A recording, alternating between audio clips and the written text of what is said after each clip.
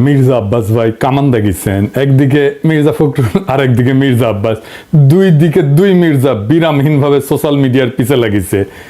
বিএনপির Mirza to the power square, এদের সঙ্গে আমাদের বিরোধটা অনিবার্য ছিল, মানে সোশ্যাল মিডিয়া। জুলাই আগস্ট বিপ্লবের মধ্যে দিয়া যে নতুন বাংলাদেশ গড়ার স্বপ্ন আমাদের তরুণ প্রজন্ম দেখতেছে, সেই নতুন বাংলাদেশে মির্জা আব্বাসদের রাজনৈতিক নেতৃত্ব মূল্যহীন হয়ে পড়ছে।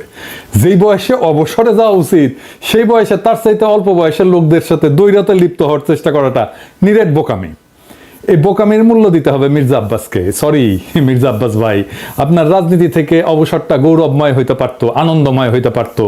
আপনি লজ্জা আর অপমানের সঙ্গে বিদায় নেবেন, কি আর করা। কাউকে শয়তানে কখনো লাড়ে চারে, আপনারও শয়তানে লাড়ছে। আমি কিন্তু মির্জা আব্বাসকে কিছুই বলি নাই। ওনারা কেউ সরের বাচ্চা বলে গালি দিছে, আমি জানতাম না কে গালি দিছে। ওইটা প্রথম শুনি মির্জা ফখরুলের মুখে। উনি বলতেছেন মির্জা আব্বাসকে সরের বাচ্চা বলছে, কত খারাপ কাজ করিছে। মির্জা ফখরুল আর মির্জা আব্বাস কিন্তু বিরোধ আছে, রাজনৈতিক বিরোধ আছে, এক গ্রুপে না। কিন্তু তারা যারা বিএনপি করেন তারা জানেন। কিন্তু মির্জা ফখরুল তো ছাত্র ইউনিয়ন করার লোক, উনি গিরিঙ্গি কেমন করে করতে হয় এটা ভালো জানেন। উনি কায়দা কইরা মির্জা আব্বাসকে সামনে দিয়ে দিলেন আমাদের। আর মির্জা আব্বাস ভাই কিছু বুঝা না বুঝা আইসা শুরু করলেন ব্যাটিং করা। মানে যে গালিটা মির্জা ফখরুল দিতে পারবে না, সেটা মির্জা আব্বাসকে দিয়ে দেওয়াইলেন আর কি। এটা গিরিঙ্গি আর কি, ছাত্র ইউনিয়নের গিরিঙ্গি। আমি বুঝতে পারি এই সমস্ত। আচ্ছা মির্জা আব্বাস ভাই, আপনি বলেন আমি কি ভুলটা বলছি? আমি বলছি বারাক ওবামা যখন আমেরিকার প্রেসিডেন্ট, তখন তাকে ফিলিপাইনের প্রেসিডেন্ট বেশ্যার বাচ্চা বলে গালি দিছিল। আর বারাক ওবামা সেটাকে হজম করছে। আপনি একজন পলিটিশিয়ান হয়ে সেটা হজম করতে পারবেন না কেন? আমি তো নিউজটা দেখাইছিলাম, আমি তো মিশা নিউজ দেখাই নাই, তাই না? আপনি গালি খাইতে চান না, তাহলে রাজনীতিতে আসছেন কেন? মসজিদের ইমাম হন, কেউ গালি দিবে না। হিমালয়ে গিয়ে সন্ন্যাসী হন, কেউ গালি দিবে না। নবী রাসূলদের গালি দেয় মানুষ, আল্লাহর খোদাকে গালি দেয় মানুষ। আপনি কোন বালেশ্বর বাল হরিদাস পালাচ্ছেন, আপনারা গালি দেওয়া যাবে না? প্রেসিডেন্ট ম্যাক্রন তো থাপ্পড় মারে, আপনি চর থাপ্পড় খাবেন, আপনারা রাজনীতিবিদরা গালি খাইবেন। এটা সহ্য করতে হবে, এটাই নতুন বাংলাদেশ। উনি বলছেন জন্মের ঠিক নাই। আব্বাস ভাই, দুনিয়া সব প্রাণী একই পদ্ধতিতে জন্মায়। আর একটা পদ্ধতি আছে, টেস্ট টিউব বেবি, ওইখানে কেউ কাউরে লাগায় না। তো ঠিক পদ্ধতি কোনটা মির্জা আব্বাস ভাই? আর আপনি কোন পদ্ধতিতে জন্মাইছেন? আর আপনি যে পদ্ধতিতে জন্মাইছেন সেটা যে ঠিক, এই সার্টিফিকেট আপনারা কে দিছে? হ্যাঁ, তবে আপনি দাবি করতেই পারেন যে আপনারা যারা গালি দেয় তারা বৈধ বাবা মায়ের সন্তান না। আমার অনুমান আপনি সেটাই বলছেন, বৈধ পিতামাতার সন্তান না হইলে সে গালিবাজ হয়। আপনার এই অনুমানেরও কোনো ভিত্তি নাই। আপনার কি জানা আছে যে লিওনার্দো দা ভিঞ্চি, হ্যাঁ চেনেন? চেনেন? আপনার চেনার কথা না অবশ্য, ও বৈধ পিতামাতার সন্তান না কিন্তু। এমনকি শেক্সপিয়ার চিনেন? আপনার চেনার কথা না। চার্লস ডিকেন্স চিনেন? আলেকজান্ডার দ্য গ্রেট, কেউই বৈধ পিতামাতার সন্তান না। নাম শুনেছেন বাক? হ্যাঁ, মিউজিশিয়ান শুনেছেন? তার কোনো মিউজিক শোনার কথা না আপনার। হ্যাঁ, আগাস্টাস সিজারের নাম শুনেছেন? স্টিভ জবসের নাম শুনেছেন? এমনকি জ্যাকি চ্যান সিনেমা দেখেছেন? দুইটা কেউই বৈধভাবে বিবাহিত বাবা মায়ের সন্তান না। সেই জন্য মনীষীরা বলে জন্ম হোক যথাতথা, কর্ম হোক ভালো। আপনার কর্মজীবনটা কি আসেন সেটা দেখি। আপনার কর্মজীবন কি ভালো? না মির্জা ভাই, আপনার কর্মজীবন ভালো না। আপনার কর্মজীবন কলঙ্কে ভরা। না, আমি কোনো পত্রিকার নিউজ নিয়ে আপনার চরিত্র হনন করব না, ওইটা আমার কাজ না। 2015 সালে আপনি আপনার নিজের দাখিল করা হলফনামা থেকেই দেখাবো। আসেন আমরা আমাদের ঠিক পথে জন্ম না হওয়া মির্জা আব্বাস ভাইয়ের আমল নামা দেখি। আচ্ছা মির্জা আব্বাস ভাই, মির্জা তো আপনার পারিবারিক পদবি না, তাই না? এটা আপনি লাগাইছেন পরে। আপনার বাবার নামের আগে তো মির্জা নাই, তাই না? আপনার বাবার নাম আব্দুর রাজ্জাক। আপনার এখান মির্জা লাগাইতে হইল ইনফিরিয়রিটি কমপ্লেক্সে। এলিট হইতে চাইছেন, নতুন বাংলাদেশের এলিট হইতে চাইছেন না? টাকা পয়সা হয়েছে, এখন মির্জা না থাকলে ক্যাঙ্কা হয়। অসুবিধা নাই, বাঙ্গুল্যান্ডে এভাবেই সব এলিট গড়ে উঠছে, ওই যে সোহরাওয়ার্দীর বডিগার্ড থেকে। আচ্ছা যাই হোক, মির্জা আব্বাস তো এটা ব্যাংকের মালিক, জানেন তো? ঢাকা ব্যাংক 1995 সালে ব্যাংকটা প্রতিষ্ঠিত হয়, মির্জা আব্বাসই প্রতিষ্ঠাতা। এই ঢাকা ব্যাংকটা দেশের প্রথম দিকের বেসরকারি মালিকানায় প্রতিষ্ঠিত ব্যাংকগুলোর মধ্যে অন্যতম ব্যাংক। কোনো সমস্যা হয়নি। অনেক ব্যাংকের সমস্যা হয়েছে, জয় বাংলা হয়ে গেছে হাসিনার আমলে। মির্জা আব্বাসের ব্যাংকের কোনো সমস্যা হয়েছে? হয় নাই। হ্যাঁ, তো ব্যাংক প্রতিষ্ঠার টাকা পেলেন কেমনে মির্জা আব্বাস ভাই? আপনার ফ্যামিলি কি জমিদার ছিল? আপনার আব্বা কি করতেন? আসেন আমরা এবার দেখি ওনার আব্বা কি করতেন। ওনার আব্বা মতিঝিল সরকারি উচ্চ বিদ্যালয় বা মতিঝিল সেন্ট্রাল গভর্নমেন্ট স্কুল হিসেবে যেটা পরিচিত, ওই স্কুলের দপ্তরই ছিলেন। ডং ডং ডং ডং ডং ডং কইরা ঘন্টা বাজাইতেন। কি মির্জা আব্বাস ভাই, খারাপ লাগলো?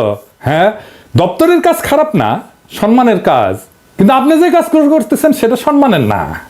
দপ্তরের কাজের পাশাপাশি আপনার ওই স্কুলের সামনে মসজিদের সাথে একটা ছোট্ট পুরীর দোকান ছিল।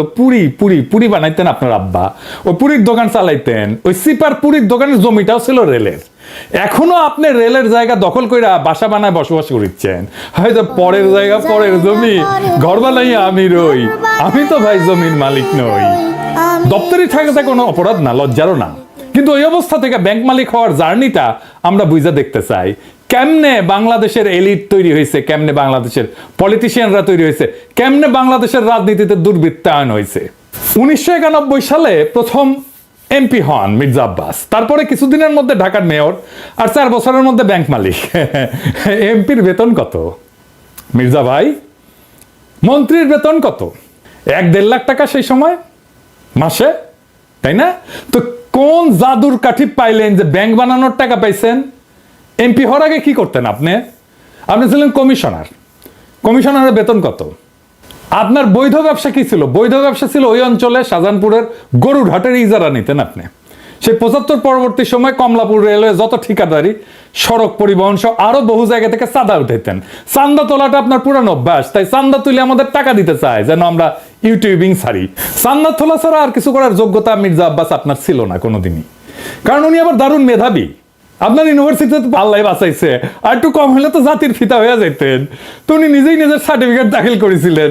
যাই হোক, এই একাডেমিক কোয়ালিফিকেশন নিয়ে আপনার তো কেরানিরও চাকরি হইতো না কোথাও, বাংলাদেশেও না।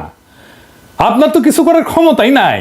ইউটিউবে টাকা পাওয়া যায়, কথা সত্য, বই লেখাও টাকা পাওয়া যায়, শিক্ষকতা কইরা, অভিনয় কইরা, কবিতা লেখা, গান গাইয়া টাকা পাওয়া যায়, প্লেন চালালেও টাকা পাওয়া যায়, রিক্সা চালালেও টাকা পাওয়া যায়, আপনার ড্রাইভারও যে ড্রাইভিং করে সেটা তো টাকা পাওয়া যায়। তো আপনি এর কোনোটাই পারেন না। আপনি চান্দা তুলে টাকা তুলতে পারেন, ওটাই আপনার উপার্জন, ওইটাই আপনার ক্ষমতা। তো চান্দা তুলে টাকা দিয়ে ইউটিউব বন্ধ করার আবদার কেন করতেছেন? ব্যথা বেশি দিচ্ছি, ব্যথা কি জিনিস আপনি টের পান নাই? আপনার তো কোনো স্কিল সেট নাই, আপনি কোনো কিছু করে উপার্জন করতে পারবেন না, তাই আসছেন রাজনীতিতে। এটাই বাংলাদেশের রাজনীতির মধু। আপনি ব্যবসাও পারেন না, তাই পারলে এন্টারপ্রেনার হইতেন। তো সম্পদ তৈরির জন্য চান্দাবাজি করেছেন, করেন, এখনো করেন, বোঝা গেল। কিন্তু কোন জাদু বলে ব্যাংক বানাইছেন সেটা আমরা খুঁজে দেখবো, গলায় পাড়া দিয়ে এটা বের করব। আমরা আরো আগে যাই, 1971-এ আপনি তখন মোটামুটি দামরা, কলেজে পড়েন, আপনি নিজে দাবি করেছেন আপনি মুক্তিযোদ্ধা। এটা আবার বিএনপির পেজ থেকে শেয়ার দেওয়া। এই বক্তব্যে উনি বলছেন মুক্তিযুদ্ধে কি করেছেন সেটার কোনো কিন্তু উল্লেখ নাই। 25শে মার্চে কি হয়েছে, শাহজাহানপুরে ওনার বাসা থেকে কি দেখেছেন, ওইটুকুই শুধু বলতে পারেন, তার বাইরে আর যাইতে পারেন না। তার বাইরে গেলে জিয়াউর রহমান মুক্তিযুদ্ধের ঘোষণা অমুক তমুক ওই জায়গায় চলে যান। উনি কোথাও মুক্তিযুদ্ধ করেন নাই। কোন সেক্টরে যুদ্ধ করেছেন, কোথায় ট্রেনিং নিছেন, কারা ছিল সহযোদ্ধা? মিছা কথা কইতে লজ্জা লাগে না মির্জা আব্বাস? এটা চেনেন? 1971-এ পাকিস্তানি বাহিনী তার নাম শুনলে কাপড় নষ্ট করে ফেলতো। ঢাকার গেরিলা মুক্তিযোদ্ধা সাদেক হোসেন খোকার দলের। আমি তার কাছ থেকে জানছি আপনি মুক্তিযুদ্ধ করেন নাই। এমনকি আপনি এই যে যারা মুক্তিযুদ্ধ করছে একই সময় ঢাকায়, আজম খান, ইকবাল সুফি, আলমাস লস্কর, কাজী মোহাম্মদ হেদায়েতুল্লাহ, মোহাম্মদ শফি, খুরশিদ আব্দুল মতিন, আবু তাহের, মোহাম্মদ বাশার, খন্দকার আবু জায়েদ, জিন্না, ফরাদ জামিল, ফুয়াদ, মোহাম্মদ শামসুল হুদা, ডক্টর নিজাম, জাহের, কোসি, ঢাকার মুক্তিযুদ্ধের সেই উজ্জ্বল নামগুলা কারো বন্ধু সার্কেলের লোকও আপনি ছিলেন না। 1971-এ মুক্তিযুদ্ধের যাওয়ার সাহস হয় নাই, আজ আসছেন 71 বাঁচাইতে, দ্বিতীয় স্বাধীনতাকে অস্বীকার করতে। বাহ বাহ, চমৎকার চমৎকার। আর এক জাফর ইকবাল রাজনীতিতে আবার বলছেন আমরা নাকি হাসিনারে যারা সমর্থন করছে সে ব্যবসায়ীদের বিরুদ্ধে কিছু বলি না। মির্জা আব্বাস কি শুক্রে 8 দিন হইলে আমার ভিডিও দেখেন, তিনি কি কাউরে ছাড়িছে? হাসিনা যখন ক্ষমতায় তখন একটা এপিসোডই করছে আলাদা করে ফ্যাসিবাদের সমর্থক ব্যবসায়ীদের, এডিটর সাহেব দেখে দেন না কিছু এক না ওটা থেকে। এফবিসিসির একটা কনফারেন্স আছে, সেইখানে বাংলাদেশের ব্যবসায়ী নেতারা হাসিনাকে সামনে রেখা নানাভাবে তেল দিছে, শেখ হাসিনার নামে জয়ধ্বনি দিছে, গানের কলি ব্যবহার করে হাসিনার মন পাওয়ার চেষ্টা করছেন। হাসিনাকে যারা উৎখাত করতে চায় তাদের দেখে নেবে বলছে হাসিনাকে যারা উৎখাত করতে চায় তাদের ঠেকায় দিতে বাংলাদেশের ব্যবসায়ীরাই যথেষ্ট। কিন্তু হাসিনা যাওয়ার পরে আপনার সামনে কেন সময় টিভির মাইক্রোফোন এডিটর চান্দা দেয়? আবার শোনেন, বলতেছে আমরা নাকি সবার পিছিয়ে লাগি। কার পিছিয়ে লাগিয়েছি? ইন্ডিয়ান লেসপেন্সারি যারা করে তাদের পিছিয়ে লাগিয়েছি। প্রফেসর ইউনূসের পিছনে নাকি আমরা লাগবো, অবশ্যই লাগবো যদি প্রফেসর ইউনূস ইন্ডিয়ান লেসপেন্সারি করে। ইন্ডিয়ান লেসপেন্সারি বাদ দেন, তারপরে আইসেন আলাপ করতে। আমাদের কাছে খবর আছে বুঝছেন? সব খবর আছে।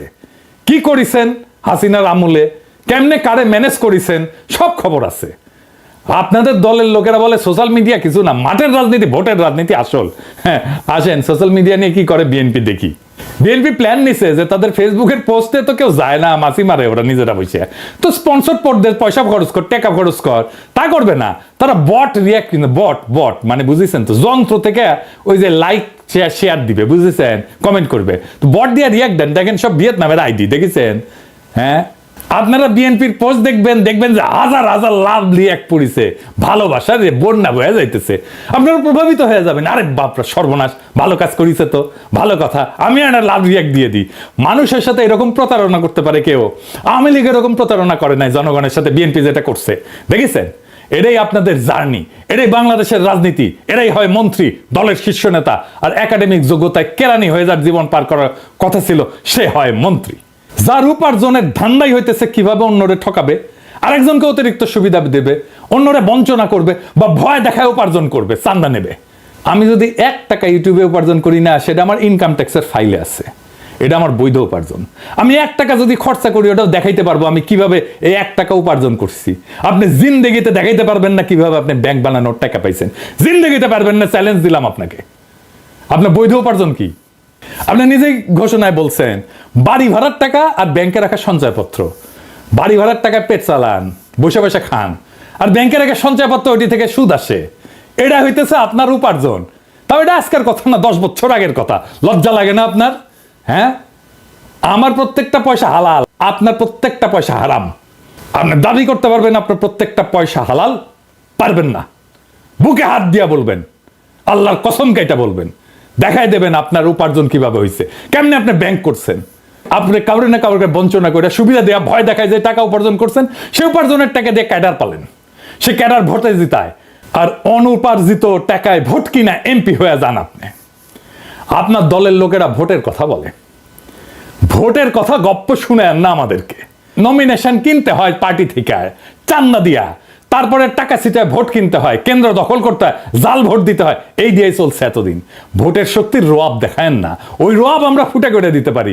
জুলাই বিপ্লবের আকাঙ্ক্ষা ছিল এই বন্দোবস্তের পরিবর্তন, সত্যিকারের মেধাবীদের দিয়ে রাষ্ট্র চালানো। আপনার কোনো স্কিল নাই মন্ত্রী হওয়ার, আপনি রাষ্ট্র জিনিসটাই বোঝেন নাই, আপনি রাজনীতিও বোঝেন নাই। ক্ষমতা আপনার কাছে টাকা উপার্জনের মৌকা, আর কিচ্ছু না। মির্জা ফখরুল বলছেন আমরা কোথায় নিয়ে যেতে চাই দেশকে? আমরা দেশ থেকে ফ্যাসিবাদের সমস্ত কলঙ্ক চিহ্ন মুছবো, আমরা বাংলাদেশে ভারতের তালুকদারি বন্ধ করব, চিরতরে আমরা বাংলাদেশে একটা সাম্যের ইনসাফের রাষ্ট্র করব। আপনারা মির্জা ফখরুল সেই স্বপ্নের সামনে বাধা হয়ে দাঁড়ায় আছেন। দেশের জনগণ জানে, বুঝতে পারে প্রফেসর ইউনূসকে কেন তাড়ানোর চেষ্টা করতেছেন, কেন দ্রুত নির্বাচন চান। জনগণের জন্য প্রফেসর ইউনূসের এই অতি অল্প সময়ের শাসন হয়ে থাকবে একটা স্বপ্নের মতো, এক অলিক সম্ভাবনার মতো, এক বিদ্যুৎ চমকের মতো সময়। তারপর বাংলাদেশ আবার ফিরে যাবে আপনাদের সেই আদিম জমিদারি ব্যবস্থায়, আপনাদের সেই মাফিয়া শাসনে। আবার কালো টাকা এবং পেশি শক্তির মাস্তানেরা গাড়িতে পতাকা ওড়ায় ঘুরবে, হেলিকপ্টারে চড়বে, দলীয় মাজারের খাদেম আবার আমাদের ভয়ে ভয়ে বাঁচতে হবে। ক্ষমতার অঙ্গুল হেননের নিয়ত নির্দিষ্ট হবে আমাদের মতো ছোটখাটো মানুষদের। আমরা জানি আমাদের দাসের জীবন, আমরা পুতুল নাচের রীতি কথার দুর্ভাগ্যপীড়িত জাতি, সমাজের সবচেয়ে অযোগ্য, অশিক্ষিত, দাম্ভিক, অসৎ মানুষের বড় গলা শোনা ভয়ের রাজ্যে জীবন মৃত আমরা জানি আপনাদের বসংবৎ কোটাল পুত্রের ভিন্ন মতের আগাছা কেটে ফেলার অভিযানে আমরা যে কোনো সময় কচু কাটা হয়ে যেতে পারি। আমাদের জীবন মিথ অফ সিসিফাস।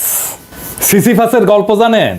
আর এক অভিশপ্ত জীবন ছিল, পাহাড়ের নিচ থেকে পাথর ঠেলে ঠেলে ঠেলে ঠেলে যখন সে উপরে নিয়ে যায় একেবারে চূড়ায়, তারপর আবার সেই পাথরটা নিচে পড়ে, আবার তার ঠেলে ঠেলে ঠেলে ঠেলে উপরে নিয়ে যেতে হয়। এটাই তার অভিশপ্ত জীবন। আমাদেরও বাংলাদেশের নাগরিকদের জীবন মিথ অফ সিসিফাস।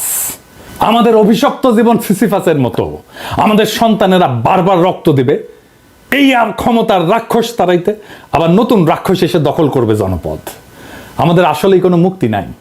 কিন্তু মির্জা আব্বাস, মনে রেখেন, পৃথিবীতে যদি একজন মানুষও থাকে এই নষ্ট দুর্বৃত্তের রাজনীতির মুখোশ খুলে দেবে, সেটা আমি।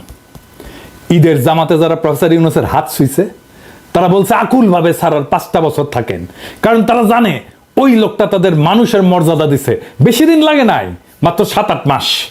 মানুষ তার বিপুল সম্ভাবনা আর তাদের অফুরন্ত শক্তির খোঁজ পাইছে, জাতির প্রাণ শক্তি জায়গা উঠছে। এটাই বিপ্লব।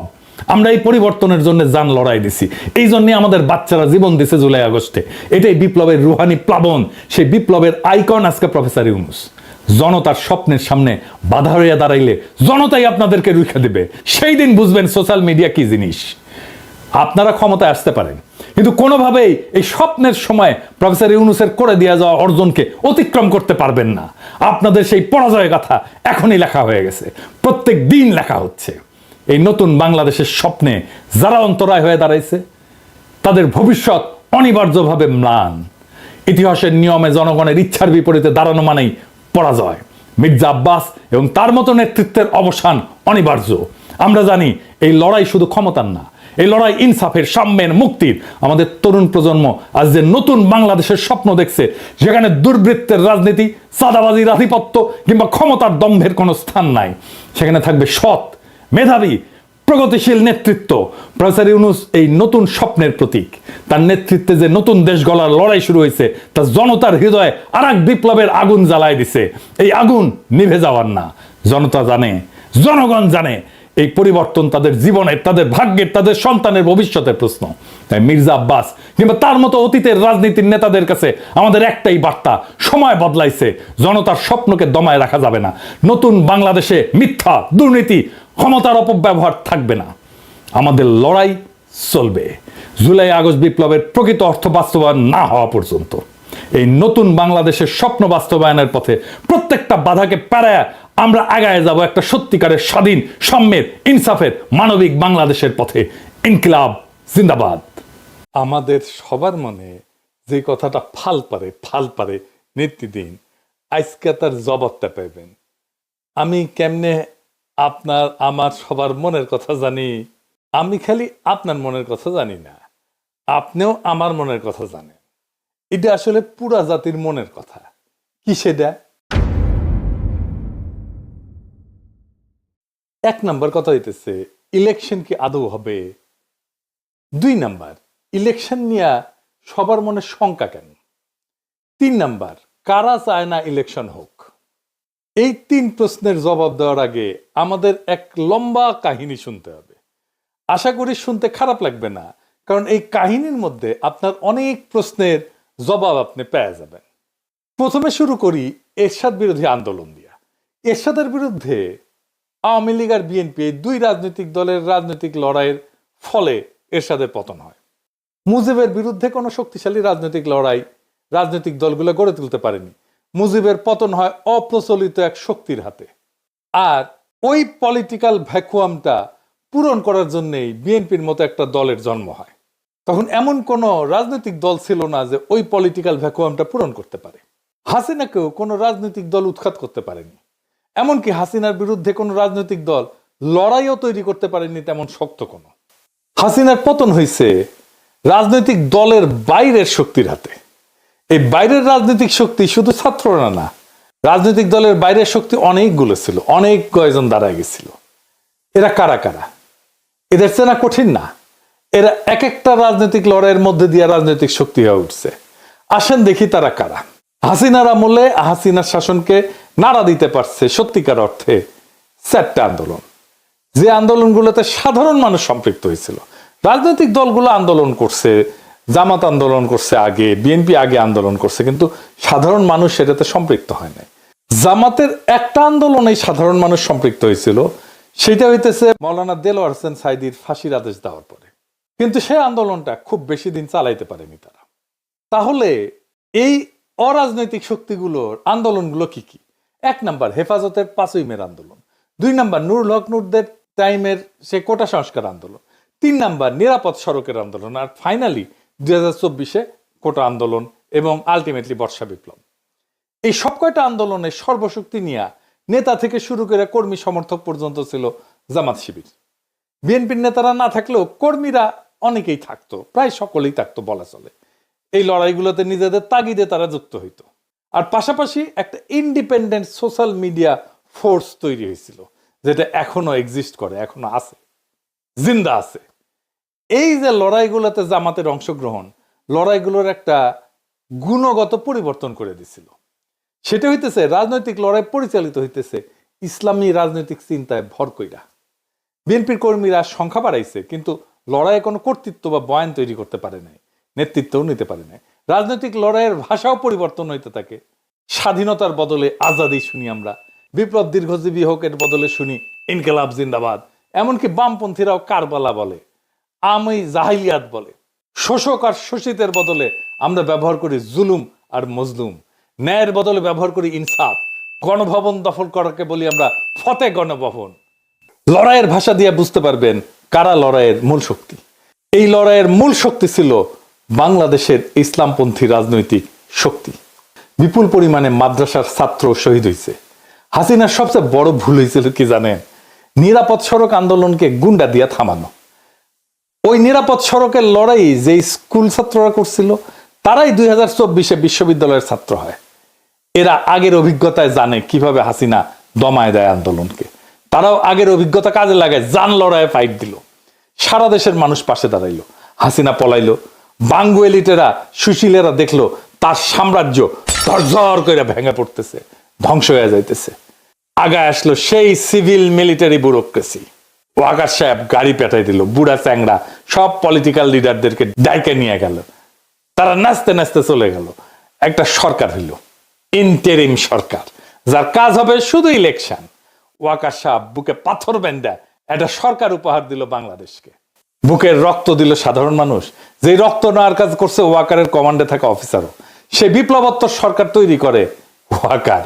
কি তামাশা! দেশের মানুষ যে রাষ্ট্রের একটা বদল চাইছিল সেইটারে কব্বর দেওয়ার চেষ্টা হইল। মাঠে নামাইলো বুদ্ধিজীবীদেরকে। শুরু হইলো তাদের বিরুদ্ধে আক্রমণ যারা একটা বিপ্লবী সরকার চাইতেছিল।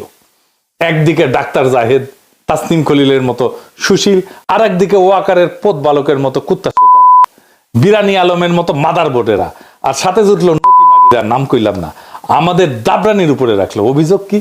আমরা নির্বাচন চাই না।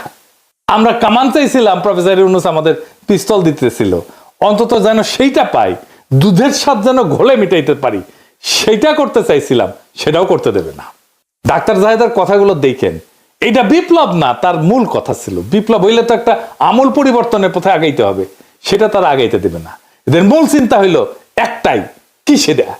সেই চিন্তা হইতেছে আপাতত তো ঠেকানো গেছে, ধ্বংস হওয়া এস্টাবলিশমেন্টটা যা এতদিন ধরে চলছে, কিন্তু শেষ রক্ষা হবে কি? এই লড়াইয়ের মধ্যে দিয়ে বাংলাদেশে ইসলামী একটা শক্তি উত্থিত হয়েছে, এইটারে কেমনে সামলানো যাবে? এরা যদি আবার ভাঙ্গা ফেলে সবকিছু পুরানো কাঠামোকে, তখন শুরু হইল সংস্কার নিয়ে টালবাহানা, সরকারের বৈধতা নিয়ে প্রশ্ন। 31 দফাই নাকি সংস্কার। এই 55 বছর ধরে চলে আসা লুটপাটের বন্দোবস্ত কিভাবে টিকায় রাখা যায়, এই নিয়ে একটা ঐক্য হইল। কার কার ঐক্য হইল? ওয়াকার, বিএনপি আর ওয়াকারের সাথে নিঃশব্দে আওয়ামী লীগ আর ভারতের মধ্যে। আওয়ামী লীগের সাথে বিএনপির ঘুটু আছে, এটা তো বানায় বলতেছি না। আপনার এলাকায় আওয়ামী লীগ কার শেল্টারে আছে দেখেন। এস আলমের ব্যবসা দেখে সালাউদ্দিন সাহেব, এস আলমের গাড়ি সরায় বহিষ্কৃত হয়েছিল যারা, তাদেরকে আবার ফিরায় নেওয়া হয়েছে। তাহলে সামে বহিষ্কার করছিল, এমনি এমনি মিশামিশি হুদাহুদি বহিষ্কার করছিল, দেখানোর জন্য বহিষ্কার করে। যতজনকে বহিষ্কার করছে সবাইকে ফিরে নিছে। আপনি হিসাব করে দেখেন, বিএনপি দেখায় বহিষ্কার করছে, তার কিছুদিন পরে সামে আসতে কইরা তাদেরকে ফিরায় নেয় দলে। সব কয়টারে ফিরায় নিছে। দেখেন ওদেরকে আবার ফিরে নিছে। ওকে আবার নমিনেশনও দেওয়া হয়েছে বিএনপি। তারেক রহমানের সাথে লন্ডনে গিয়ে দেখা করে। এইসব স্থগিতাদেশ, বহিষ্কার সব লোক দেখানো কাজ। ফজা পাগলার তো প্রাথমিক সদস্য পদ স্থগিত হয়েছে, অগাস্ট মাসে স্থগিত করছে 3 মাসের জন্য। তো তাইলে নমিনেশন পাই কিভাবে? ওর তো সদস্য পদই নাই। আর একটা মজা দেখায়, বিএনপির একটা নীতি নিছিল, এক পরিবার এক প্রার্থী। যে দেখেন, মানে এক পরিবার থেকে একজনই প্রার্থী হবে। খন্দকার মোশাররফ এসে গর্ব করে কইছেন, দেখেছেন আমরা এক পরিবার থেকে একজনের বেশি প্রার্থী দেই নাই। হ্যাঁ তাই তো, এক পরিবার থেকে তো একজনের বেশি প্রার্থী দেন নাই তো, তাই না? তারেক রহমানের পরিবার থেকে তো 2 জন প্রার্থী, তারেক রহমান আর বেগম খালেদা জিয়া। মানে নীতি সবার জন্য, ওনাদের জন্য না, তাই না? ওনারা নীতির উপরে হুদাই নীতি কথা তাইলে কর দরকার আছে। এর মধ্যে বিএনপি প্রফেসর সরকারের কাউরে তার কোলে নিয়ে নিছে, যেন তারা একসাথে সিস্টেমটাকে টিকায় রাখতে পারে। এতদিন তারা মোটামুটি খোশ মেজাজেই ছিল, কিন্তু সব হিসাব তাদের পাল্টে গেল। একটা ভয় তাদের তারায় ফেরতেছে সেই দিন থেকে, বিরাট একটা ভয়। কি সেই ভয়? আর কেন তাদেরকে তাড়ায় ফেরতেছে, আর কোন দিন থেকে তারা ভয় পাইতেছে, সেই জিনিসটা আসেন বুঝে দেখি। গত 20 বছরে যারা ভোটার হয়েছে তারা কারে ভোট দিবে জানেন? জানেন না তো, আমরা কেউই জানি না। বিএনপি কে যে ভোট দিবে না এটা তো জানা গেছে ছাত্র সংসদ নির্বাচনে, দেখা গেছে তরুণেরা ভোট দিতেছে বিএনপি কেনা। বিএনপি থার্ড হয়েছে বেশিরভাগ জায়গায়। আগে তো টাকা দিয়া ভোট কেনা যাইতো, গুন্ডার হুন্ডা দিয়া কেন্দ্র দখল করা যাইতো, এটা কি আবার করা যাবে? যাবে না, ওরাও নিশ্চিত না। আগে মনে করেছিল ইলেকশন দিলে তো বিএনপি জিতে যাবে, তাই রে নাই রে না, এখন সেই কনফিডেন্স আর নাই। কনফিডেন্স থাকলে জাস্টিস শাহাবুদ্দিনের 91 ইলেকশনের মতো একটা ইলেকশন করে ফেলতো, সবকিছু ঠিক আছে, এরশাদ নাই, বাকি সব ঠিক আছে, তাই হইতো। ওইটা করলে একটা মোটামুটি ফেয়ার ইলেকশন দিত। যদিও ফেয়ার ইলেকশন দিলে 91 মতো চমক আসতে পারে। 91 কি হয়েছিল জানেন? আর্মি, প্রশাসন, পুলিশ, ব্যুরোক্রেসি, এমনকি বিএনপিও মনে করেছিল আওয়ামী লীগ ক্ষমতা আসবে। ক্ষমতা আসলো বিএনপি।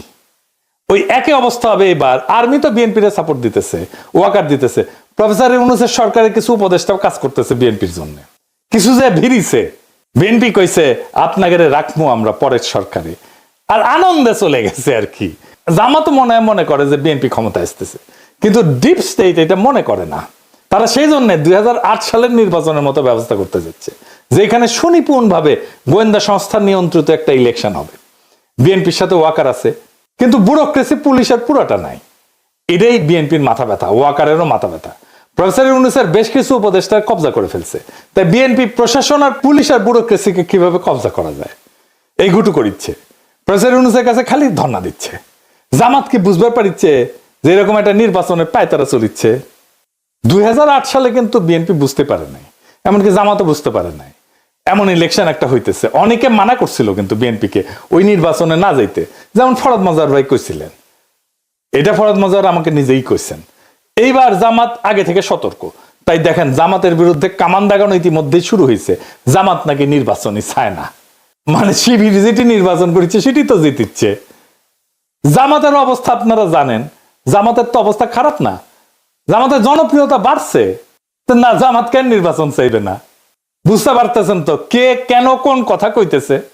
জামাত যদি ফাঁকা মাঠ ছাইরা না দেয়, ছাইরা দেওয়ার সম্ভাবনা কম, তাইলে একটা ভয়ঙ্কর সংঘাতময় নির্বাচন হবে। কার কার মধ্যে সংঘাত হবে? যারা একটা পাতানো নির্বাচন করতে চাইতেছে আর যারা নির্বাচনে বিজয়ী হইতে চায়, জনগণের যাদের সমর্থন আছে। প্রফেসর ইউনূস বলছেন একটা সুন্দর নির্বাচন উপহার দিতে চান।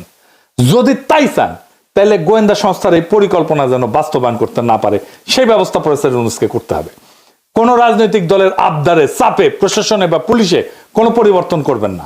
আপনার নিরাপত্তা উপদেষ্টা নাকি পুলিশেও নাক গলাইতেছে, শোনা যাইতেছে ওনার সাথে নাকি তারেক রহমানের বরাবর হয়েছে, সিস্টেম হয়েছে। সেই জন্য তার বিরুদ্ধে বিএনপি নীরব হয়ে গেছে। আগে দেখেছিলেন না, একসময় মনে হয়েছিল খলিলুর রহমানকে তো না সরাইলে মুখ ধোবো না, ভাত খাবো না, ঘুম যাবো না আজকে রাতে, এটাই করছিল বিএনপি। এখন সব কিছু শান্ত, ঠান্ডা, পুকুরের মতো শান্ত। খলিলুর রহমান এখন তাদের সমস্যা না। ক্ষমতা একটা আশ্চর্য জিনিস, বুঝছাও? কত মানুষকে পাল্টায় যেতে দেখলাম। কখনো যদি আমাকে দেখেন ক্ষমতার কাছাকাছি দৌড় মারিচ্ছি, পিছে থেকে টেনে ধরে রাখবেন, খিচ্চা টেনে ধরে রাখবেন, যেন ওইটি যাবার না পারি। যাই হোক, বাংলাদেশের দুর্ভাগ্য হইতেছে মুষ্টিমেয় এলিট সংখ্যাগুরু মানুষকে শাসন করে সব সময়। আর সংখ্যাগুরু মানুষ এই এলিটদেরকে উৎখাত করার জন্য রক্ত দেয়, তারপর আবার বুঝাই টুজাই আবার এলিটরা এসে বসে পড়ে। এই ব্যবস্থাকে উৎখাত করার সুযোগ এসেছিল 5ই আগস্টে, আমরা হারাইছি সেই সুযোগ। সামনে নির্বাচনে যদি সিস্টেম করে জিতায় দেওয়ার চেষ্টা করা হয়, তাহলে বিপ্লবের যেটুকু অবশিষ্ট আছে না, তা ধ্বংস হয়ে যাবে। এখন আপনাদের কাছে প্রশ্ন, এই বিপ্লবকে কি ধ্বংস হইতে দিবেন? তবে এখন সময় কেবল অভিযোগ বা হতাশার না, আমি হতাশ হইতে নিষেধ করি। এখন সময় জায়গায় ওঠার, এক হওয়ার, আর নিজের ভবিষ্যৎ নিজের হাতে নেওয়ার।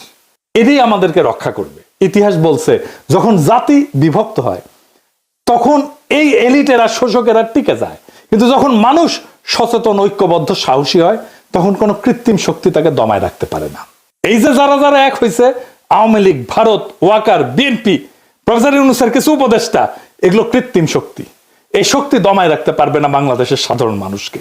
আমাদের তরুণদের রক্ত, স্কুল, কলেজ, বিশ্ববিদ্যালয়ের ছাত্রদের আত্মত্যাগ, সাধারণ মানুষের ন্যায়বোধ, তাদের লড়াইয়ের ক্ষমতা, এগুলো নিছক স্মৃতি কথা না, এগুলো ভবিষ্যতের ভিত্তি।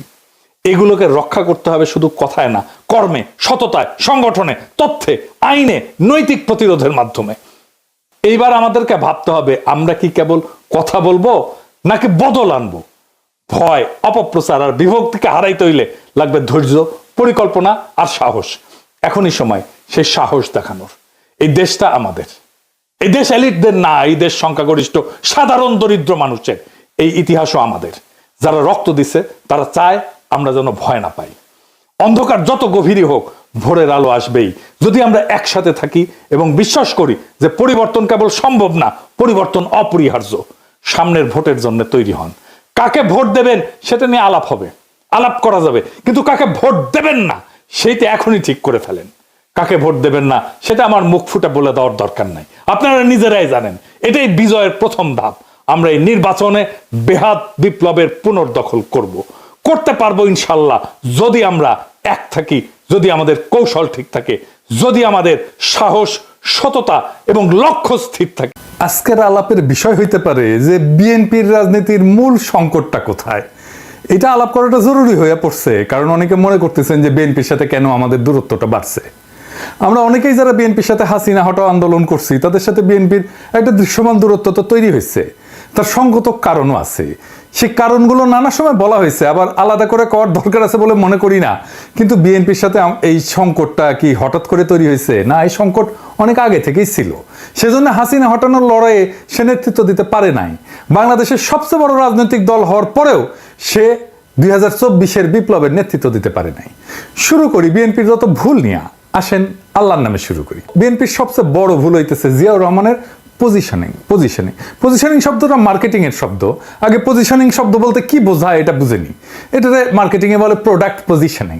এটা হলো মার্কেটিং এর একটা কৌশল, যার মাধ্যমে একটা পণ্যকে গ্রাহকদের মনে একটা নির্দিষ্ট এবং স্বতন্ত্র অবস্থানে স্থাপন করে দেয়।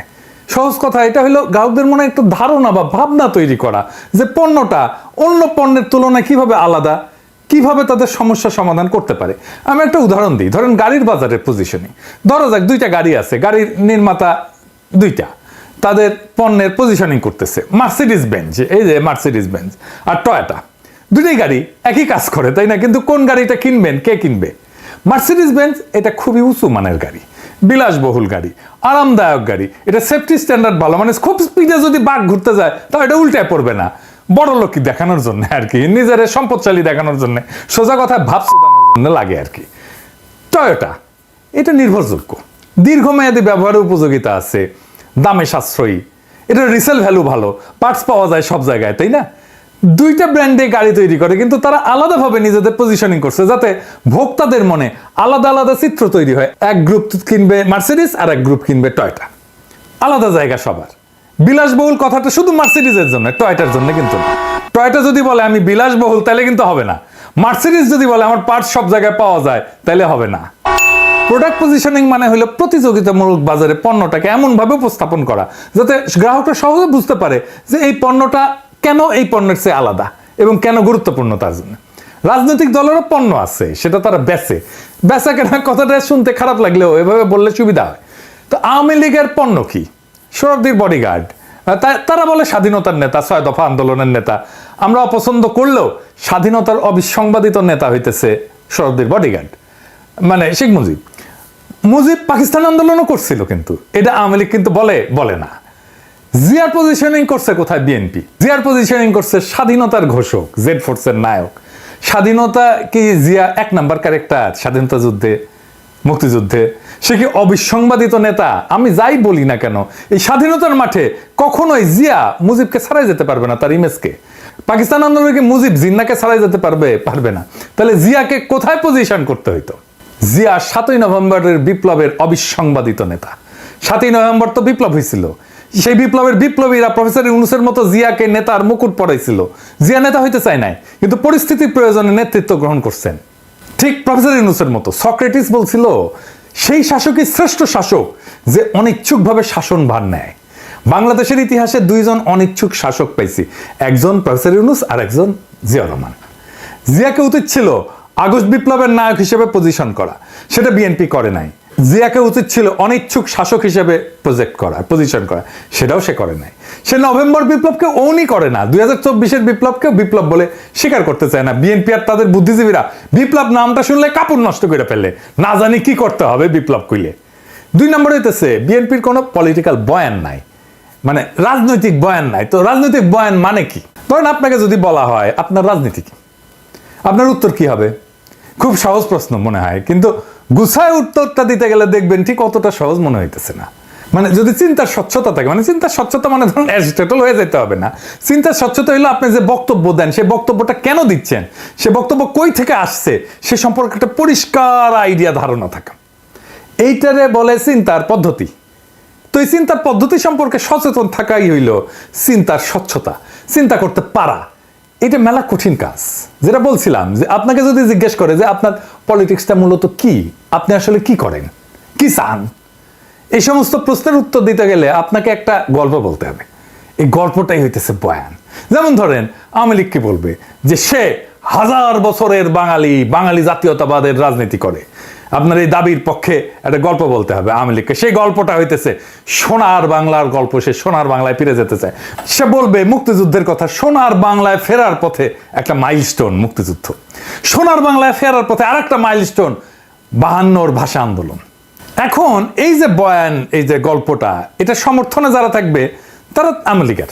এমনও হতে পারে সে আওয়ামী লীগকে ভোটও দেয় না, কিন্তু মুক্তিযুদ্ধের এই গল্প, এই ন্যারেটিভ, এই বয়ান, স্বাধীনতার এই বয়ান, এটা সে বিশ্বাস করে।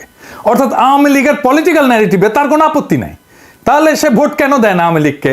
দেয় না কারণ সে মনে করে আওয়ামী লীগ মুক্তিযুদ্ধ নিয়ে যে ন্যারেটিভ দাঁড় করেছে সেই ন্যারেটিভ অনুযায়ী সে চলতেছে না, মুক্তিযুদ্ধের ন্যারেটিভ সে পালন করে না। অর্থাৎ আওয়ামী লীগ খারাপ হয়ে গেছে। এছাড়া আওয়ামী লীগকে সমর্থন দিতে তার কোনো সমস্যা নাই। এই কারণে দেখবেন অনেকে বলে যে আমি আওয়ামী লীগের না, তবে শেখ মুজিব এবং মুক্তিযুদ্ধকে আমি অন করি। অর্থাৎ আওয়ামী লীগের বয়ানে যেই মুক্তিযুদ্ধের ইতিহাস সেটা পবিত্র হইলেও আওয়ামী লীগের পবিত্র থাকে নাই পরে, সেটা সে মনে করে আওয়ামী লীগ খারাপ হয়ে গেছে। এই উদাহরণ দিই কয়েকটা, বুঝবেন আমি কাদেরকে বুঝাই। সিরাজুল ইসলাম চৌধুরী, আনু মোহাম্মদ, সিপিবি, এই যে বিএনপির ফজলুর রহমান, এমনকি মির্জা ফখরুল ইসলাম, এমনকি বিএনপির এখন সবগুলো নেতাই মোটামুটি আওয়ামী বয়ানে বিশ্বাস করে। তারা মুক্তিযুদ্ধে বিশ্বাস করে, তারা স্বাধীনতার যুদ্ধে বিশ্বাস করে, এবং আওয়ামী লীগ যেভাবে বলে 72-এর সংবিধান সেটাতেই বিশ্বাস করে। কিন্তু আওয়ামী লীগ করে না। সে বলে, সে মনে করে যে মুক্তিযুদ্ধের যে ন্যারেটিভ এইটার মধ্যে আসলে এটা আওয়ামী লীগ এটাকে নষ্ট করে ফেলছে। তো এই গ্রুপটা, এই যে চেতনা মারানিদের গ্রুপটার আর একটা ডাইমেনশন আছে, যেই কারণে মুক্তিযুদ্ধকে তারা ওন করে, নিজের বলে মনে করে। ধর্মনিরপেক্ষতা, অসাম্প্রদায়িকতা, প্রগতিশীলতা। আপনি দেখবেন বিএনপির নেতাগুলো এই কথাগুলোই বলে, এই 3টা শব্দ এটা ব্যবহার করে। যে কথাটা আসলে বলতে চায় সেটা কি, সেটা বলা সম্ভব না তাদের পক্ষে, সেজন্য এরকম শব্দগুলো বলে। এই শব্দগুলো হইতেছে ইসলাম বিদ্বেষ, মুসলমান বিদ্বেষ। মুক্তিযুদ্ধের যে বয়ান আমরা দেখি সেটা আসলে কাদের লেখা, কারা ঠিক করে দিছে যে মুক্তিযুদ্ধ বলতে এইটা বুঝতে হবে, এই জিনিসটা বুঝতে হবে? কে? মুক্তিযুদ্ধের ইতিহাস লিখছে ধর্মনিরপেক্ষতাবাদী প্রগতিশীলরা। তো প্রগতিশীলতা আর এই ধর্মনিরপেক্ষতার উৎস কোথায়? আমাদের দেশে। আসেন এটা একটু বুঝে দেখি। বাংলাদেশ রাষ্ট্র গঠনের 3টা পর্যায় আছে সুনির্দিষ্ট। 1 নম্বর পর্যায় এই ভূখণ্ডে মুসলমানদের আগমনের পর থেকে ব্রিটিশদের কলোনি তৈরি হওয়া পর্যন্ত, তারপরে সেই কলোনি ভেঙে ভারত ভেঙে পাকিস্তান হওয়া পর্যন্ত, এরপরে বাংলাদেশ রাষ্ট্র সৃষ্টি হওয়া পর্যন্ত। এই ভূখণ্ডে হিন্দুদের কাছে মুসলমানদের আগমন কি, মানে ভারতবর্ষে কি মনে করে? এটা বহিঃশত্রুর আক্রমণ, তারা বাইরে থেকে আসছে। অন্য 8-10টা এই যে উপনিবেশ যারা করে, কলোনি যারা বানায়, তাদের মতো মুসলমানরাও কলোনি গাছছিল এই ভূখণ্ডে, যেমন ব্রিটিশরা করছে। তো এইটাই হইতেছে হিন্দুত্ববাদের গোড়ার কথা, যে মুসলমানরা বহিরাগত, বাইরে থেকে আসছে। অথচ মুসলমানরা যে ব্রিটিশ বা ইউরোপিয়ানদের মতো কলোনি করে নাই, বরং নিজেরাই ভূখণ্ডে আইসা তাদের মতো করে এই ভূখণ্ডের লোকই হয়ে গেছে, এই ভূখণ্ডকে নিজের ভূখণ্ড করে নিছে। এখানে সংসার করছে, বিয়ে শাদী করছে, এখানে মারাও গেছে, এখানে মানুষ হয়ে গেছে, সম্পদ পাচার করে নাই সে যেখান থেকে আসছে।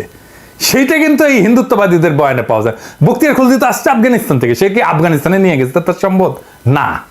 তাহলে কথা দাঁড়াইলো এই যে মোদির মতো হিন্দুত্ববাদীদের কাছে মুসলমানরা হলে এই উপমহাদেশে কলোনাইজার, কলোনি করতে আসছে। এই কলোনাইজারদের কাছ থেকে বাঁচার একমাত্র উপায় হলো হিন্দুদের রাষ্ট্র গঠন করা। এটা বঙ্কিমচন্দ্রের রচনা পড়লেই বুঝবেন, শরৎচন্দ্রের রচনা পড়লেই বুঝবেন। দেখবেন যে কেন কিভাবে হিন্দুদের রাষ্ট্র গঠন করতে হবে। এই বয়ান দাঁড় করানোর জন্যই বঙ্কিম সারা জীবন কাজ করে গেছে। তাহলে বিষয়টা দাঁড়াইলো যে ভারত বা হিন্দুত্ববাদ এমন বয়ানই দাঁড় করাবে বা এমন বয়ানকে সমর্থন করবে যেটা হিন্দুত্ববাদের স্বার্থকে মুসলমান জনগণের স্বার্থের উপরে দাঁড় করাবে। আচ্ছা, এবার আসেন দেখি, আপনি যদি আমাদের এই দিককার এত পূর্ববঙ্গের বা বাংলাদেশের রাজনৈতিক ইতিহাস দেখেন, এখানে মূল দ্বন্দ্বটা আসলে কিসের ছিল? এই ভূখণ্ডের জনগোষ্ঠীর লড়াইটা কি নিয়েছিল? আসেন সেটা একটু বুঝে দেখি, তাহলে আমরা বুঝতে পারবো যে আসলে আমরা কোথায় যাইতেছি এবং কোথায় থেকে কোথায় আসলাম। দ্বন্দ্বটা মূলত জমি নিয়ে। জমি নিয়ে কেন? কারণ জমি কৃষিভিত্তিক সমাজের জীবিকা। মূলত পৃথিবীর অধিকাংশ দ্বন্দ্বই তার সম্পদ নিয়ে। আমাদের কৃষিভিত্তিক সমাজের সম্পদ তো জমি, তাই দ্বন্দ্বটা জমি নিয়ে হওয়ার কথা। মোগল আমল আর ব্রিটিশ আমলে যে ভূমি ব্যবস্থাপনা ছিল, এই দুইটার মধ্যে মৌলিক তফাৎ ছিল, মানে মোগল আমলের থেকে ব্রিটিশ আমলে। মোগলদের বিশেষ করে আকবরের আমলে জমির মালিকানা ছিল সম্রাটের। খাজনার বিনিময়ে কৃষক জমির সকল অধিকার ভোগ করত। জমিদারের কাজ ছিল মূলত প্রশাসনিক, খাজনাটার মালিক ছিল না সে। খাজনাও ফসলের উৎপাদনের উপরে নির্ভর করতো। কোনো বছর ফসল যদি ভালো হইতো খাজনা বাড়তো, উৎপাদন কম হইলে খাজনা কমে যেত। বাংলা অঞ্চলে ব্রিটিশরা চিরস্থায়ী বন্দোবস্ত চালু করার পরে এই ব্যবস্থার আমূল পরিবর্তন আসে। শুরু হয় আমাদের দুঃখ। কেমন সেটা? জমিদার হয়ে যায় ভূমির মালিক, আর কৃষক হয় খাজনা দেওয়ার মেশিন। ফসল ভালো হয়েছে কি খারাপ হয়েছে সেটা না, নির্দিষ্ট পরিমাণে খাজনা কৃষককে দিতে বাধ্য থাকতে হবে, একই পরিমাণে খাজনা। ফসল খারাপ হইলেও দিতে হবে, ভালো হইলে তো দিতে হবেই। মোগল এবং ব্রিটিশ আমলে জমিদারদের পার্সেন্টেজ করেন, তাহলে দেখবেন যে মোগল আমলে আনুমানিক 60 থেকে 70% জমিদার ছিল হিন্দু, বাকিটা মুসলমান এবং অন্যান্য ধর্মের। ব্রিটিশ আমলে এই সংখ্যাটা বাইরে হিন্দু জমিদারদের ক্ষেত্রে দাঁড়ায় 70 থেকে 80% হিন্দু জমিদার, মুসলমান এবং অন্যান্য ধর্মের জমিদারদের সংখ্যা দাঁড়ায় 20 থেকে 30%। অর্থাৎ মুসলমানরা মূলত বহিঃশত্রু, এই ধারণা থেকেই হিন্দু এলিটরা সবসময় ক্ষমতার কেন্দ্রে তাদের অবস্থানটা নিশ্চিত করছিল। ফলে ব্রিটিশদের আমলে আমাদের বাংলা অঞ্চলে হিন্দু জমিদারদের বর্ধিত ক্ষমতা পরিণত হয় মূলত রাজনৈতিক প্রভাব খাটায়, হিন্দু প্রভাব বজায় রাখায়। আর এই চিরস্থায়ী বন্দোবস্তের জমিদারি প্রথায় হইয়া দাঁড়ায় বাংলায় ফিরে পাওয়া সেই ক্ষমতা যা হিন্দু রাষ্ট্রে সে পাইতে চাইছিল, বা মুসলমানদের আগমনের আগে যেই ক্ষমতাটা হিন্দুদের ছিল। মুসলমানদের আগমনের পরেই প্রথম ব্রিটিশ আসার পরে হিন্দুরা তাদের হিন্দু রাষ্ট্র, মানে মুসলমানদের হঠাৎ রাষ্ট্র ক্ষমতা তাদের অধীনে নেওয়ার সুযোগটা এমনভাবে পাইল যেটা মুঘলদের আমলে ছিল না। তো হিন্দু রাষ্ট্র বানানোর পথে জমিদার শ্রেণীর যে রাজনৈতিক প্রভাব, সে প্রভাবের বিরুদ্ধে বিরোধিতা করবে কারা? মুসলমানরা, কারণ তারাই প্রজা। মনে রাখবেন যে এই বিরোধিতা গরিব কৃষকদের জমির মালিকানা আদায়ের আন্দোলন। কৃষকদের দিক থেকে এই আন্দোলন কোনো মুসলমান রাষ্ট্র গঠনের স্বপ্ন না, বা মুসলমান রাজত্ব ফিরে পাওয়ার স্বপ্ন না, সে ধর্ম প্রতিষ্ঠাও করতে আসতেছে না।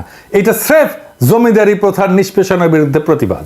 এই আন্দোলনের নেতৃত্ব কারা দিছে আপনি যদি নাম দেখেন, এইটা দেখেন ফকির মজনু শাহ, হাজী শরীয়তুল্লাহ, দুদু মিয়া, তিতুমির, নুরুল দিন।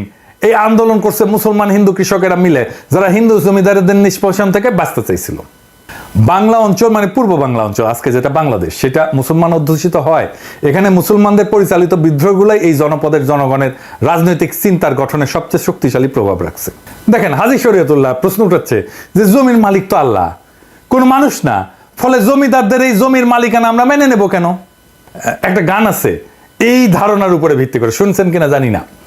এটা হইতেছে এরকম: মাঠে মাঠে সোনালি ধান, পরাণ পাগল করে, কয়দিন পরে সেই ধান যাইব জমিদারের ঘরে রে, আমার হিস্সা নাই সেই ধানে।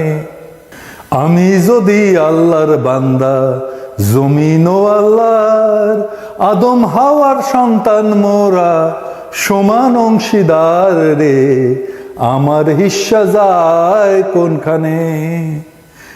এই যে প্রশ্নের ধরনটা ধর্মীয়, কিন্তু অর্থ কি? অর্থ হইল আমরা এই বেইনসাফি মানি না। অর্থাৎ ইসলাম হয়ে উঠতেছে অন্যায়ের বিরুদ্ধে প্রতিবাদের হাতিয়ার, প্রতিবাদের ভাষা।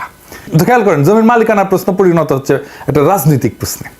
অর্থাৎ ইসলাম শুধু ধর্মেই সীমাবদ্ধ থাকতেছে না, এটা পরিণত হচ্ছে মজলুমের অধিকার আদায়ের অস্ত্রে। এই কারণেই বাংলাদেশে ইসলামকে শুধু ধর্মে রিডিউস করে নিয়ে আসাটা প্রগতিশীলদের একটা কৌশল। কারণ তাহলেই সে ধর্মকে ব্যক্তিগত বলে ড্রয়িং রুমে আলাপে বিষয় বানায় ফেলতে পারবে, ড্রয়িং রুমে আটকায় ফেলতে পারবে, তার রাজনৈতিক প্রভাব থাকবে না। এর ফিরে যাই, তার মানে আমার রাজনৈতিক প্রশ্ন হচ্ছে যে আমার জমির মালিকানা যারা দেয় না তারা আমার শত্রু। রাজনৈতিক প্রতিপক্ষের জায়গা করে নিচ্ছে হিন্দু জমিদাররা। হিন্দু জমিদার মানে শুধু জমির মালিকই না, সে মূলত তার জমিদারের সকল প্রজার মালিক। জমিদারের বাড়ির সামনে দিয়ে জুতা পরে যাওয়া যায় না, হাঁটা যায় না, জমিদারের ছাও মারানো যায় না, জমিদারের নাতির অন্নপ্রাশনে টাকা দিতে হয়, বেশি খাজনা দিতে হয়, আবার মুসলমান যদি মুখে দাঁড়িয়ে রাখে তাহলে খাজনা দিতে হয় এক্সট্রা, গরু কোরবানি দেওয়া যাবে না, খাজনা দিতে না পারলে পিটায় মেরে ফেলবে, জমিদার পূজা করবে, সেজন্য খাজনা দিতে হবে মুসলমানদেরকে। তখন মুসলমানরা প্রশ্ন তোলে যে আমি কেন হিন্দুর পূজায় খাজনা দিব? এই জমিদারদের নির্যাতনের ইতিহাস জানতে হবে আপনাদেরকে, কি বিভৎস নির্যাতন করত। যাই হোক, ফলে জমিদারি উচ্ছেদের যে প্রকল্প, সেটা শুধু জমির মালিকানা পাওয়ার মধ্যে সীমাবদ্ধ থাকে না, সেটা নিজের জন্য রাষ্ট্র বানানোর একটা প্রকল্পে পরিণত হইতে থাকে। এমন রাষ্ট্র যেখানে কৃষক তার জমির মালিকানা পাবে তো বটেই, সেই রাষ্ট্রে সে মানুষ হিসেবে বেঁচে থাকার অধিকার পাবে। এই প্রেক্ষাপটেই বাংলার মুসলমানরা বঙ্গভঙ্গের পক্ষে দাঁড়াইছিল, কারণ বাংলা ভাগ মানে এই বঙ্গের জমিদারি কলকাতার জমিদাররা হারাবে, তার মুক্তি ঘটবে। আর এই বঙ্গভঙ্গের বিরোধিতা করছে রবীন্দ্রনাথরা, কারণ জমিদারি গেলে বজরাই বৈশা নিশ্চিন্তে প্রেম সঙ্গীত লেখা যাবে না, জমিদারি যাওয়া মানে পেটে টান পড়া, তাই লিখতে হইল আমার সোনার বাংলা আমি তোমায় ভালোবাসি। এই সোনার বাংলা কোনটা? এইটা। কোন ভূখণ্ডকে রবীন্দ্রনাথ সোনার বাংলা বলছেন না? এইটা। রবীন্দ্রনাথের সোনার বাংলা এইটাই। শুধু জাতীয় সঙ্গীত নিয়ে হাউকাউ না কইরা এই সোনার বাংলা আইনা থাকে বা আমার বাকশালীরা। কিন্তু পরিহাসের বিষয় হলো পূর্ব বাংলা তাকে ভালোবাসে না। কিন্তু এই জমিদারি রক্ষার গানটাই হয়ে দাঁড়ায় জমিদার বিরোধী জনগণের রাষ্ট্রের জাতীয় সঙ্গীত। কি তামাশা!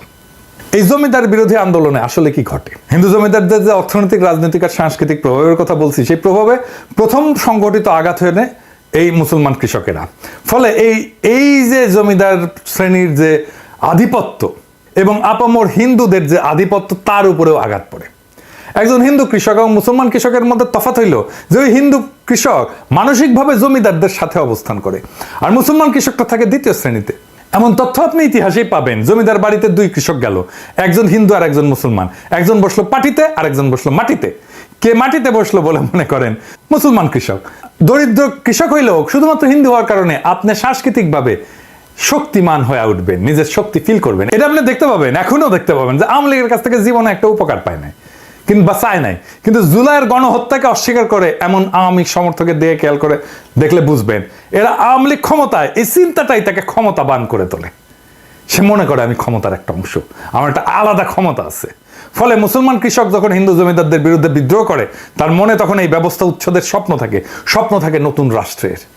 এই রাষ্ট্রের স্বপ্নই তাকে দেখাইছিল পাকিস্তান। পূর্ববঙ্গের মুসলমান এই পাকিস্তানের পক্ষে দাঁড়ায়। পাকিস্তান রাষ্ট্রের ধারণা আসছিল মূলত গান্ধীদের হিন্দুত্ববাদী ভারত বানানোর বিরোধিতা থেকেই। মুসলমানরা এই দেশে বহিরাগত শত্রু, এই ধারণার কন্টিনিউশন, ধারাবাহিকতা হইতেছে কংগ্রেস। যা বলতেছিলাম যে এই পাকিস্তান যখন বলে যে আমরা জমিদারি প্রথা উচ্ছেদ করে দেবো, তখন পূর্ববঙ্গের মানুষ কোনো দিকে না তাকায় তাকে সমর্থন করে, কারণ এমন একটা রাষ্ট্রের স্বপ্নই তো তারা এতদিন ধরে দেখছে। পাকিস্তান সৃষ্টি করতে চাওয়া আর গরিব মুসলমান কৃষকের পাকিস্তান রাষ্ট্র বানানোর প্রশ্নের সমর্থন দেওয়া এক না, এটা একটু মনে করাই দিতে চাই। পূর্ববঙ্গের জনগণের সমর্থন নেওয়ার জন্যই মূলত এই কথার উদ্ভব হয়েছিল এবং জনগণ তাতে সায় দিছিল স্বাভাবিকভাবে। তো স্বাদের জমিদারি উচ্ছেদ হয়ে যাবে, এটা মানা স্বাভাবিকভাবে অসম্ভব হিন্দু জমিদারি এলিটদের জন্য। হিন্দুত্ববাদী রাষ্ট্র প্রকল্পের জন্য এটা সবচেয়ে বড় শত্রু। কিন্তু বাস্তবতা হইল পাকিস্তান তৈরি হয় এবং স্বাদের জমিদারি জয় বাংলা হয়ে যায়। অর্থনৈতিক প্রতিপত্তি যদি চলে যায় হিন্দু জমিদারদের, তাহলে বাকি থাকে কি? হিন্দু জমিদারদের হাতে তখন একটা মাত্র অস্ত্র থাকে, সেটা হইল সাংস্কৃতিক আধিপত্য, বয়ানের আধিপত্য। শুধুমাত্র তাহলেই পাকিস্তানকে ভাঙা যাবে। পাকিস্তান রাষ্ট্রে বহু সমস্যার কারণে পাকিস্তানকে সবচেয়ে বেশি সমর্থন করা বাঙালি মুসলমান কৃষকের স্বপ্নভঙ্গ হয় কিছুদিনের মধ্যেই। কেন হয়, কখন হয়, একটু বুঝাই দেখি। প্রথম হয় ভাষা আন্দোলনে 52-তে। ভাষা আন্দোলন কিন্তু কোনো মাতৃভাষার আন্দোলন ছিল না, শুনলে খারাপ লাগবে, কিন্তু আসলে কেন ভাষা আন্দোলনটা হইল? এইটা ছিল গরিব কৃষকের ছেলের চাকরি পাওয়ার আন্দোলন। জমিদারি প্রথার শিকল থেকে রক্ত দিয়ে বেড়ে আসে কৃষক যখন শোনে রাষ্ট্রের ভাষা হবে উর্দু, অর্থাৎ সে বাংলায় কথা বলার ছেলে আর সে চাকরি পাবে না, সে বিদ্রোহ করে বসে। 52-র ভাষা আন্দোলন এই দেশের মেহনতি মানুষকে চেনার একটা বিশাল সুযোগ। পাকিস্তান আন্দোলন করে পাকিস্তান বানানো বাঙালি মাত্র 5 বছরের মাথায় রাষ্ট্রের বিরুদ্ধে বিদ্রোহ করে বসে। ফলে এদেশের জনগণ যে নিজের স্বার্থ বুঝে এবং বুঝে নিতে চায়, অন্তত তাকে বেশি দিন মুখে চুষনি দিয়ে চুপ করে রাখা যায় না, সেটা এই ঘটনায় বোঝা যায়। আমি এই জন্যই বলতাম, বারে বারে বলতাম, হাসিনার শাসন টিকবে না, কোথাও কোনো প্রতিরোধ নাই। আমি তখনও বলছি টিকবে না, আপনারা অবিশ্বাস করছেন অনেকেই, বলেন আমি বাড়ায় বাড়ায় বলি, আমি সকাল সন্ধ্যা হাসিনাকে ফেলাই দিই, এটাই আমাদের শক্তি। অনেকে আবার বলে যে আবার ফ্যাসিবাদ আসবে, আসতে পারে, টিকবে না। অনেকে বলে ভারতীয় আধিপত্যবাদ আসবে, আসতে পারে, টিকবে না। অনেকে বলে বিএনপি আওয়ামী লীগের শাসনের মতোই শাসন চালাইতে পারে, টিকবে না। বাংলাদেশের মাটিতে বাতাসে এমন কিছু একটা আছে, এটা মাথা নোয়ানোর না। এটা আমি আপনি না থাকি বাংলাদেশ আবার জায়গা উঠবে, বাংলাদেশ আবার প্রতিরোধ করবে। যা বলছিলাম যে হিন্দু জমিদারদের শ্রেণীর যা সাংস্কৃতিক বয়ান, এই আধিপত্য তৈরি করে কে? আধিপত্যই তৈরি করে প্রগতিশীলতা, অসাম্প্রদায়িকতা এবং ধর্মনিরপেক্ষতার নামে। কারা করে? প্রথম আলো, টেলিস্টার, সিপিবি, ছায়ানট, উদিসি, এদের মাধ্যমে। যে কথাটা বলার জন্য এই তিনটে শব্দ ব্যবহার করে সেটা কি ইসলাম বিদ্বেষ, মুসলমান বিদ্বেষ। কারণ কি? তার কারণে এই মুসলমান তার শখের জমিদারি, তার হিন্দুত্ববাদী ভারত ভেঙে দিছে। ফলে তাদের গায়ের ধরে না পারি চিন্তার ক্ষমতা আমাদের নিচেই রাখবো। প্রমাণ দিই আপনাকে। যদি জিজ্ঞেস করা হয় একজন অসাম্প্রদায়িক প্রগতিশীল লোক বললে আপনার মাথায় কেমন চিত্র ভাইসা ওঠে, আমি উত্তরটা দেব না। তবে শুধু এটুকু বলবো যে আপনার মাথায় কোনো দাড়ি টুপিওয়ালা লোককে, মুসলমানকে অসাম্প্রদায়িক প্রগতিশীল বইলা মনে হবে না। মুক্তিযুদ্ধের পর থেকে আমাদের রাষ্ট্রের রাজনৈতিক বয়ান যেটা আধিপত্য করতেছে, সেই বয়ানে কি দাড়ি টুপি পরা কাউকে স্থান দেওয়া যায়? ভেবে দেখেন। আমাদের প্রধান বয়ানে দাড়ি টুপি পরা সবাই হলো পাকিস্তানি, এবং জাফর ইকবালদের মতো সবাইকে পাকিস্তান পাঠিয়ে দিতে হবে। যে দাড়ি টুপি আর লুঙ্গির মুসলমানরা বাংলাদেশ রাষ্ট্র বানাইলো, তারাই এখন এই দেশের শত্রু, আর মালিক হইল কলকাতার সোনাগাছির খাটের যোদ্ধারা। এই দেশের অসাম্প্রদায়িকতা হইল পয়লা বৈশাখে রমনায় সিঁদুর ধুতি, হাতে শাখা পইরা মুসলমানদের ছেলেমেয়েদের নৃত্য করা, আর দাড়ি টুপি বোরখার আদম হইল দেশকে জঙ্গি বানাইতে চাওয়া চরমপন্থী ইসলামিস্ট। এই তো প্রগতিশীলদের বয়ানে মুক্তিযুদ্ধ, তাই না? যে গরিব মুসলমান কৃষক জমির মালিকানা আর অধিকারের রাষ্ট্র বানাইতে বহু সংগ্রামের শেষে এই বাংলাদেশ বানাইলো, সেই বাংলাদেশে তারা হয়ে গেল দেশ বিরোধী। খুব মজার ব্যাপার না? আর এই বয়ানের কারিগর কারা? এই বয়ানের কারিগর হইতেছে সেই প্রগতিশীল সাম্প্রদায়িক ধর্মনিরপেক্ষ ভাইয়েরা আর বোনেরা। এই বয়ানই তো হিন্দু জমিদারদের কালচারাল ন্যারেটিভের আধিপত্যের বয়ান, যে বয়ান এসে থিতু হয়েছে আওয়ামী লীগের হাতে। ফলে আওয়ামী লীগ হয়ে উঠছে ভারতের একমাত্র বর্ষার স্থল। বিএনপির রাজনৈতিক দেউলিয়াত্বের কথা উঠতে যে এত বড় ইতিহাস আনতে হইল, ক্ষমা করবেন, এবার বিএনপির আলাপে ঢুকবো। জেনারেল জিয়া হইলেন এই দেশের ইতিহাসের দ্বিতীয় প্রধান রাজনৈতিক ব্যক্তি, যিনি ভারতের সৃষ্ট বাংলাদেশে অনুষ্ঠিত এই বয়ানের বিরুদ্ধে দাঁড়ায় পড়ছিলেন দ্বিতীয় ব্যক্তি হিসেবে। প্রথম ব্যক্তি কে ছিলেন? মৌলানা ভাসানী। অর্থাৎ মুক্তিযুদ্ধ তথা বাংলাদেশের পলিটিক্যাল ডমিনেন্ট বয়ানকে ভেঙে নতুন বয়ান দাঁড় করাইছিলেন জিয়াউর রহমান। তিনি যে খুব শক্ত বয়ান দাঁড় করাইতে পারছিলেন তা না, তবে আওয়ামী বয়ানের বাইরে তিনি আসতে পারছিলেন। ফলে ভারতের হেজিমনির বাইরেও যে এদেশে পলিটিক্স করা যায় সেটার পথ তিনি দেখাইছেন। এমনকি মৌলানা ভাসানী ক্ষমতায় আসতে পারেননি, জিয়াউর রহমান ক্ষমতায় চলে আসছিলেন। সো মৌলানা ভাসানীর চেয়ে এক ধাপ আগায় জিয়াউর রহমান ইন্ডিয়ার কালচারাল ডমিনেন্স পলিটিক্যাল বয়ানের বাইরে নতুন একটা রাজনৈতিক চিন্তা দেখাইছেন এবং সেই চিন্তাকে ক্ষমতাশালী করে তুলছেন।